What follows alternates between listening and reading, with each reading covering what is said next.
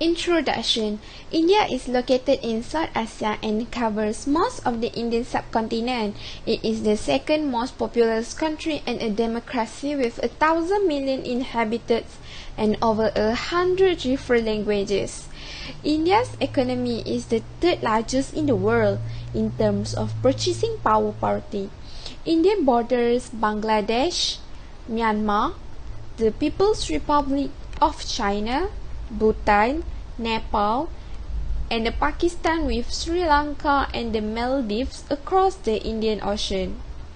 India's population record in 2021 is 1,355.0 people, and India's population data is updated annually. India's main economic activity are agriculture, mining, and industry. India is also the second largest exporter of rice in the world and a major producer of spice in the world. The Indian mines are oil, coal, zinc, copper, silver, and gold. The COVID-19 curfew in India, which came into effect on March 25, has left more than 120 million unemployed, including more than 18 million who have lost their jobs altogether. An effort to curb the spread of COVID-19 pandemic, sanctions have been imposed on non-essential economic activities in addition to controlling the movement of people from March 25, and the country's economy is declining. John Maynard Keynes is a British economist that his thoughts were heavily influenced by fiscal policy. His ideas were established in response to the financial crisis, which contradicted conventional economic principles about self-correcting economic shocks. Keynes' thoughts were extremely influential, and they opened the way for the United States New Deal, which also include major infrastructure improvements and social welfare programs. The use of government tax and expenditure policies to impact economic conditions, particularly macroeconomic variables such as consumer demand for goods and services, employment, inflation, and economic growth, which is known as fiscal policy. John Maynard Keynes is the person that argued that the governments might control economic activity and stabilize the financial crisis. During a crisis, the government may use expansionary fiscal policy to boost consumer spending and boost economic growth by decreasing tax rates, and a government may implement contractionary fiscal policy in the face of rising inflation and other expansionary indications. Besides that, unemployment benefits increase in conjunction during a crisis or recession with the number of unemployed, preventing discretionary incomes from dropping as much as they would otherwise. In most cases, this scenario results in an increase in government spending and a reduction in collecting taxes. Lastly, both of fiscal and also monetary policy were made whether to achieve or maintain full employment and also to fulfill or maintain a high rate of economic growth and also to stabilize the price and also the wage. The economy's performance and growth are driven by aggregate demand or expenditure in Keynesian economics. The private industry elements of aggregate demand, as according to Keynesian economists, are too unpredictable and reliant on mental and also emotional elements to stabilize the economy. In addition, being too overconfident during great times or good times can result or lead to an overheated economy, and also inflation, where is negativity and instability among citizens and merchants can result in economic downturns. But however, as claimed by the Keynesians, the government taxes and expenditure, on the other hand, may be sensibly handled and used to counterbalance the excesses and shortfalls of the private industry consumption and also the capital expenditure in order to sustain the economy. When the private industry expenditure falls, the government have choice to spend more or tax less to raise aggregate demand effectively, and when it is overconfident, which means spending too rapidly on consumption and future growth ventures, the government can reduce the aggregate demand by spending less or taxing more. Fiscal policies that are either expansionary or contractionary, means that the government could produce massive public spending during recessions and surpluses while the economy is rising to assist stabilize the economy.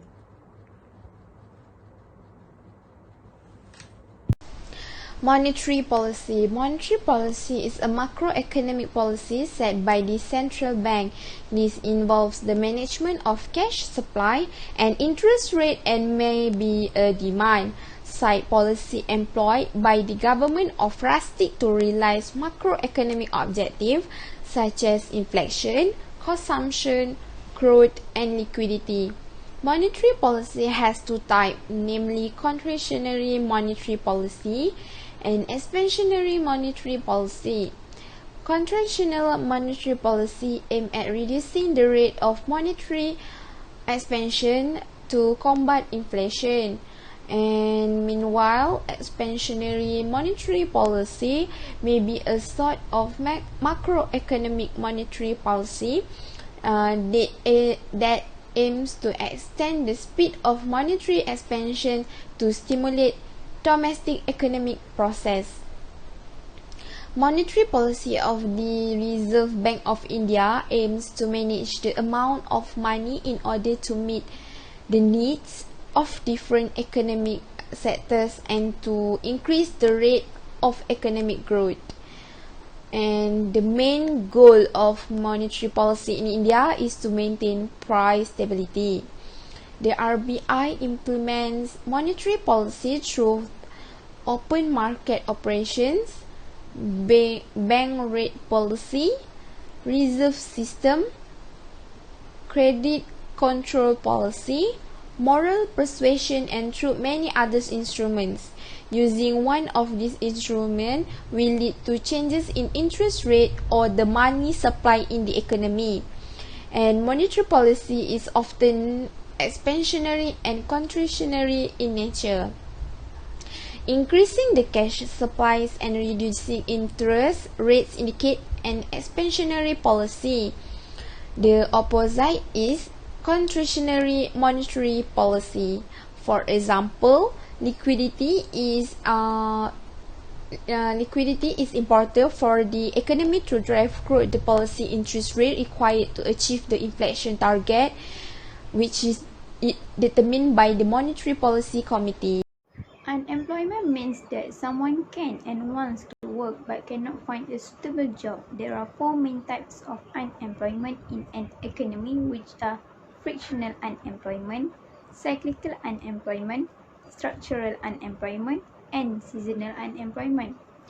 Frictional unemployment occurs when people are between jobs or entering or re-entering the labour market. Some people voluntarily quit their jobs in order to find other suitable employment, such as a better position or higher wages. Cyclical unemployment occurs when there is a shortage of jobs due to a recession in a business cycle or a downswing.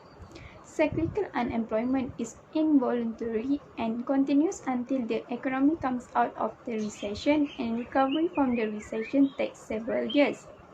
Structural unemployment arises due to structural changes in a country's economy. This means that an employee loses his job because that job is no longer part of the economic fabric. Structural unemployment exists because the composition of the workforce is not react quickly to meet changing consumer demands, technological advances, or competition from imported goods. Seasonal unemployment arises due to seasonal fluctuation in the activities of certain industries, which may be caused by climatic changes, changes in terms of fashion trends, or the nature of the industries themselves. For example, a fisherman cannot fish in winter or during the monsoon season. Unemployment in India.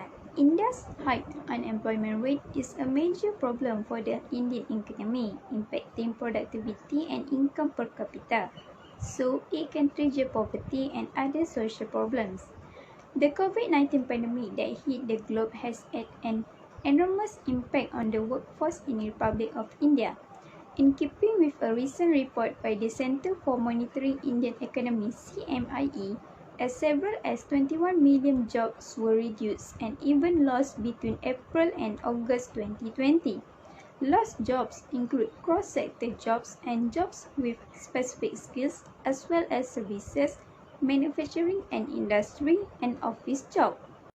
The Centre for Monitoring Indian Economy (CMIE) previously estimated 121.5 million jobs were lost due to the April COVID-19 lockdown.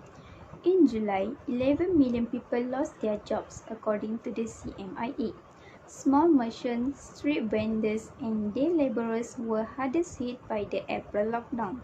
The country's unemployment rate hit a record 23.52% in April 2020 and at 24% on May 17, 2020 after the Narendra Modi government announced a nationwide lockdown on March 25 to curb the spread of COVID-19. The average number of unemployed in 2019 to 2020 was 33.3 million.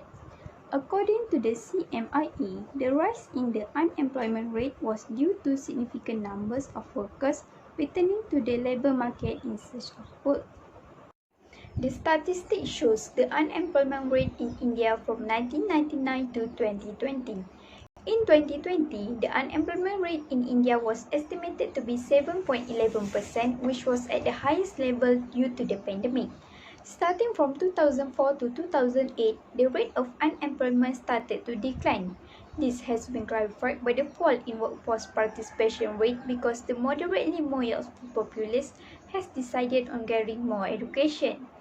Problems of inflation in India. Inflation rate during the 70s and 80s was exceptionally high as compared to the rates of inflation experienced earlier throughout previous times. In India, in the past years 2010 until 2011, 2011 until 2012, and 2012 until 2013, the rate of inflation as recorded by Consumer Price Index or CPI has been double-digit numbers. Even WPI inflation was relatively high before January 2013. That is forcing the Reserve Bank of India to implement a tight monetary policy. In the Indian context, instead of high employment, they use full capacity output, which is the maximum amount of output that can be produced. So to begin with, current core inflation is based on a large number of lags from previous inflation, with weights that drop slowly. This conclusion, they believe, it reflects the gradual adjustment of predicted inflation. Inflation is sensitive to the weight is in the basket of commodities and services, as one might assume. According to the National Accounts of India, food accounted for 28.5% of total spending in 2017 and 30.38% in 2011. So the equivalent weight of food and beverages in the United States is only 14 until 15%. As a result, India's inflation is more susceptible to food inflation, which explains why the country continues to defy monetary policy. Many episodes of unbalanced price shift distributions in India are caused by changes in food and fuel costs. So many of these industries generate fruits, vegetables, milk, petroleum products, coal, and electric, among other foods and fuels. So the total of their average contribution is 100%. The fact that metals, chemicals, and textiles all contribute significantly to the 10% tail highlights the importance of food and fuel in new light. So there are two series on display. Change in the relative price of food and fuel calculated as average inflation for food and fuel minus WPI inflation, which captures the asymmetry in the distribution of price changes, and change the relative price of food and fuel, which conveys the inconsistency in distribution of price changes. So supply shocks that increase the marginal cost of production became more prominent in causing cost push inflation in the 1970s. So the world oil prices rose sharply in 1973 until 75 and again in 1979 until 80. This is causing severe supply shocks and cost push inflation. Inflation is caused by the significant increase in the price of oil in all oil importing countries. So the rise in oil price also occurred in 1990. So in the 1999 until 2000 and again in 2003 until 2008, which result in rise in rate of inflation in oil importing in India. So India's government spending has been rapidly increasing in recent years. So what's more alarming is that the proportion of non-development spending has risen rapidly, now accounting for about 40% of total government spending. Non-development spending does not produce the tangible goods. Instead, it increases purchasing power, resulting in inflation. So not only do the factors mentioned above on the demand side cause inflation, but they also add fuel to the fire of inflation on the supply side. So most countries' currencies are now flexible, meaning they are influenced by demand for and supply of a currency, and they can appreciate or depreciate monthly in terms of the US dollar. So when the Indian rupee depreciates, for example, it takes more rupees to buy $1 US, making imports more expensive in the rupees. When the Indian rupee depreciates against the US dollar, Indians who import raw materials for industries such as petroleum products, coal, machines, and other equipment, oilseeds, fertilizers, and Indians consumers who import gold, cars, and other final products must pay higher prices in terms of rupees. So this boosts the producers' cost of manufacturing, which in turn boosts the pricing of the final products they produce. So import price shock has caused this inflation. As a result of the rupee's depreciation, cost push inflation occurs, according to Mukherjee. So inflation or rising prices lead to unprofitable investments in gold, jewelry, real estate, and house construction, among other things. So these unproductive types of wealth do not contribute to the economy's productive potential and are therefore useless in terms of economic growth. So inflation may lead to increased investment. Much of it is of a non-productive kind. So in this way, economic surplus are squandered on ineffective investment. So as a result, it is time to take stock of the usual counter-inflationary actions and try to fix the problem at its source. So agricultural production, warehousing, and supply chain management must all be improved in India. So the government must implement new generation reforms as soon as possible in order to provide a single window approval to project in the pipeline, so stimulating domestic manufacturing and so increasing products and services supply. So the revenue shortfall must be brought down to zero and then decrease further.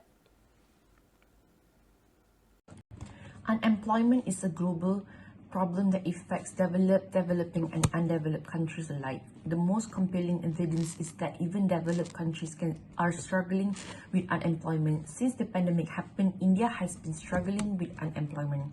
For the last week of May, the predicted job loss may moderate or intensify, but the losses will persist. India will end the month of May with a double-digit unemployment rate and significant job losses. There are a few measures in order to control the unemployment rate.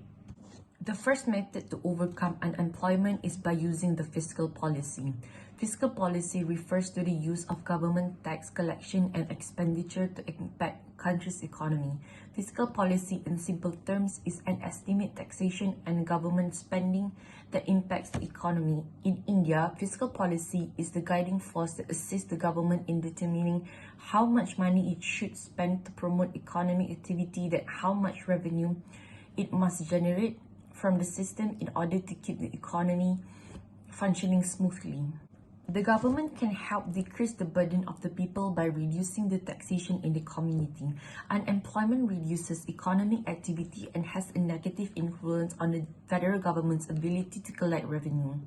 People pay less taxes to the government whenever unemployment is high. Unemployment, on the other hand, means that fewer people have available income to spend on products and services. Consumer spending is low, which makes it more difficult to enterprises to survive and expand, which impact in slowing the growth of economy of a country.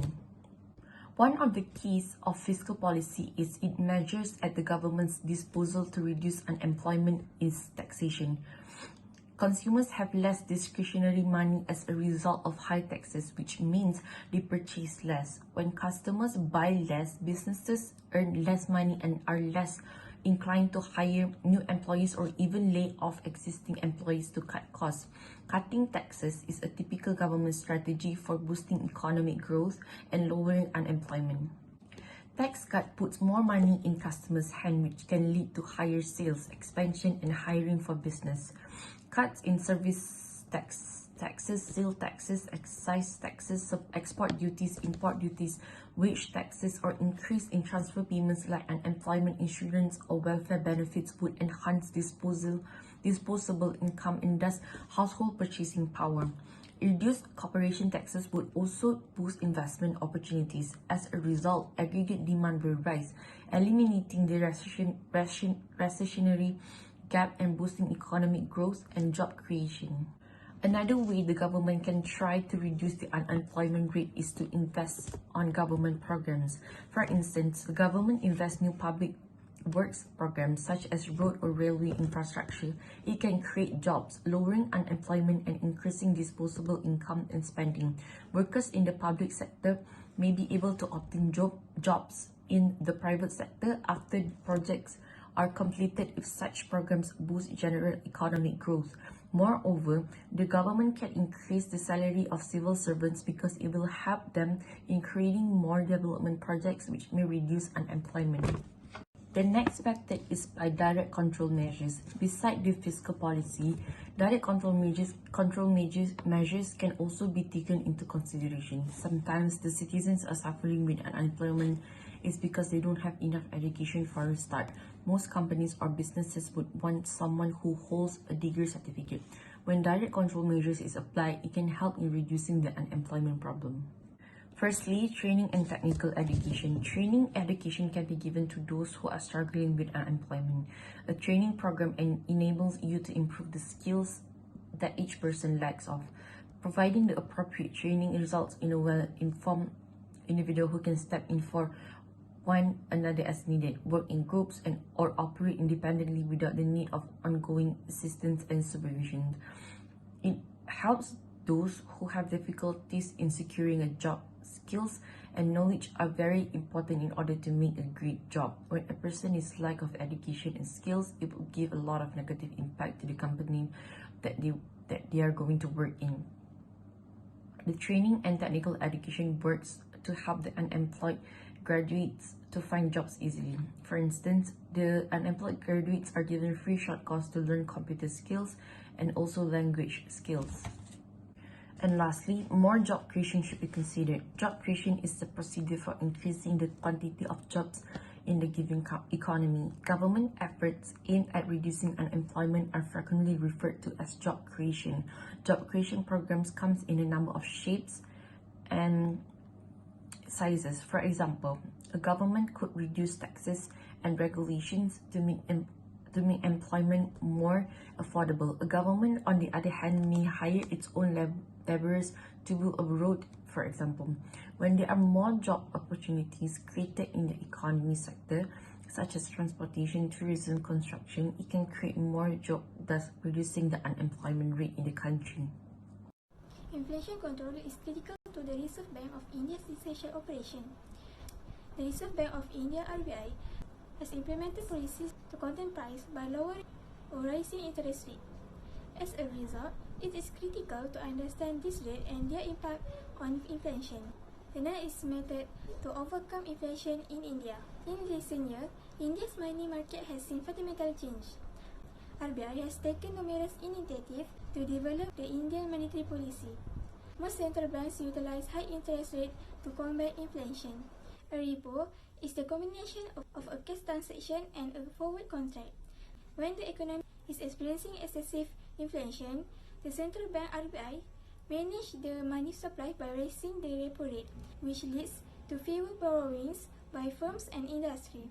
As a result of this increase, both store of money and investment activity in the economy slowed, which is critical for maintaining a stable inflation rate. At the end of the repo, the bank purchases the security from the RBI at a more excellent price than the price sold it. The term open market operations refers to the central bank sales and purchasing of government securities and bonds. The RBI has the authority to buy or sell government security from or to the general public.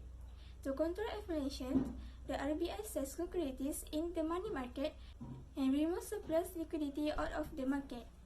In addition, each central bank sells government guarantees to the public via banks to maintain price stability.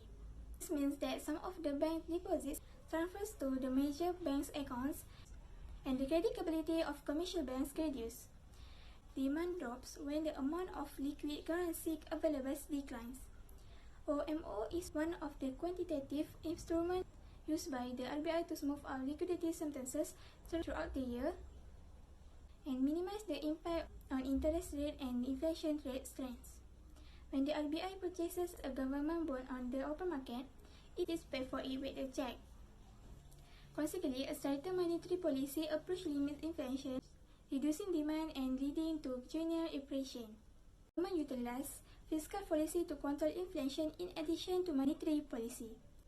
The central and state governments can play a more active role in reducing inflation by enacting new policies or reversing existing ones.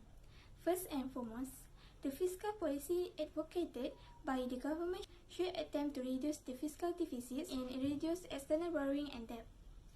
Together with lowering needless spending on non-development activities, it will be a significant step toward achieving a budget surplus. It should do so that the supply side strengthens to resource allocation and the successful implementation of government programs. Fiscal policy to curb inflation involves taxation, government spending, and public borrowings. Moreover, the supply chain must be efficiently and effectively handled to reduce commodity waste caused by inadequate transportation and storage facilities, particularly in the case of perishable goods. The government may also implement some practicisms such as prohibiting importing essential products such as cereals and oils to boost domestic consumption, and encourage imports by cutting import charge. A surplus occurs when the government collects more income than it consumes, whereas a deficiency occurs when the government spends more than the taxes and non-taxes. The government will have to borrow money either domestically or internationally to cover the higher costs. Instead, the government might draw on its foreign currency, interchange stock price, or keep more money. Fiscal policy also contributes to the growth of savings by providing stimulation. In that case, the fiscal policy seeks to alleviate inequality in income and wealth distribution. In a nutshell, to keep inflation under control, there should be a balance of attention paid to both the demand and supply sides, as well as appropriate monetary and fiscal policies. The RBI, on the other hand, may be able to efficiently hold operations with additional premium to establish a comprehensive strategy to stabilize the requisite rates of inflation. Conclusion, the relationship between inflation and employment has traditionally been an inverse correlation. In 1968, Nobel Prize-winning economist and chief proponent of monetarism, Milton Friedman, has published a paper entitled The Role of Monetary Policy. In his paper, Friedman claims that in the long run, monetary policy can lower unemployment by increasing the inflation, and Friedman's claim is strongly influenced by classical macroeconomic theory, which believes that the amount of money in an economy, which is money supply, is a nominal variable and cannot influence actual variables such as employment or output. And unemployment is a serious issue for any economy. It creates negative effect to unemployment as they are jobless and suffer from worse prospect to seek out new job, and people who are employed feel less secure to stay their jobs in the future. Unemployment affect the economy in ways in which most of the people don't visually see.